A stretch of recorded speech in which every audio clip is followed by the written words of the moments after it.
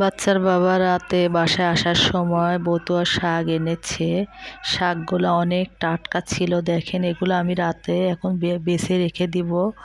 আর বাইরে অনেকটাই শীত পড়ছিল। বারান্দায় যেয়ে দেখি কুয়াশা পড়ে গিয়েছে, বাইরে হিমেল হাওয়া। আসসালামু আলাইকুম, আপনারা সবাই কেমন আছেন? এটা রাতের ভিডিও। রাতে আমি কি কি কাজ করে রাখলাম এগুলা আপনাদের দেখাবো। আমি শাকগুলা বেছে রেখেছি।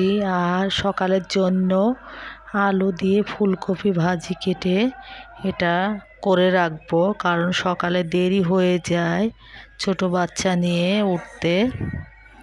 এখানে ভাজিটা ধুয়ে নিচ্ছিলাম, এখন করে রাখবো। করে রাখলে সকালে রুটি করতে আর ঝামেলা হয় না, এই জন্য ভাজিটা আমি প্রতিদিনই করে রাখি। এখানে লবণ হলুদ দিয়ে ভাজিটা আমি হাফ সিদ্ধ করে রেখে দিব, সকালে শুধু রুটি বানালে হবে।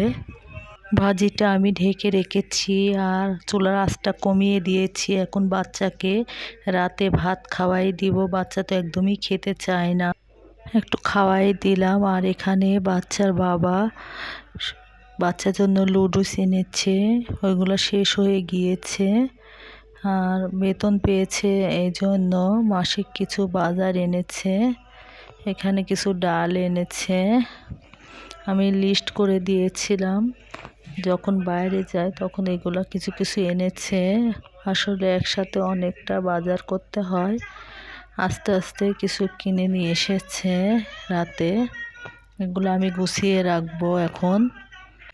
ইভেন মেয়েদের তো কাজের কোনো শেষ নাই, সারাদিনই অনেক কাজ করতে হয় ছোট বাচ্চা নিয়ে।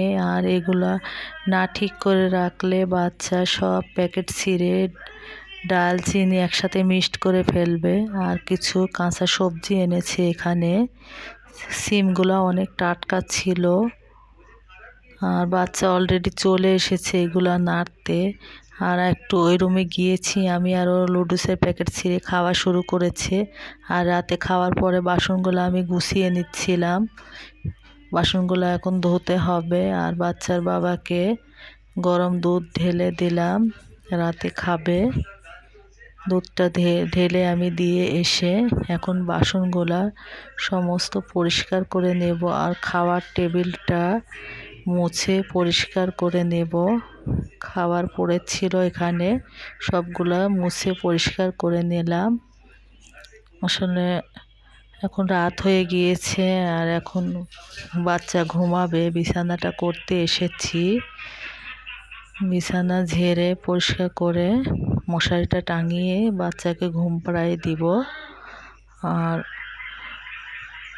আমি যেখানে যাই বাচ্চা পিছি থাকে, কোনো কাজই আমাকে ঠিক মতো করতে দেয় না।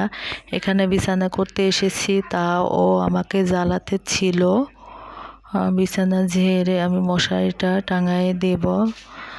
আমি যতক্ষণ না ঘুমাবো বাচ্চাও ঘুমাবে না, ওকে নিয়ে শুলে তারপরে ঘুমাবে।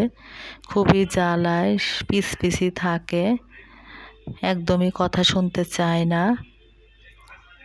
খাওয়া দাওয়া শেষ করায় বাচ্চাকে আমি বিরাস করিয়ে দিয়েছি।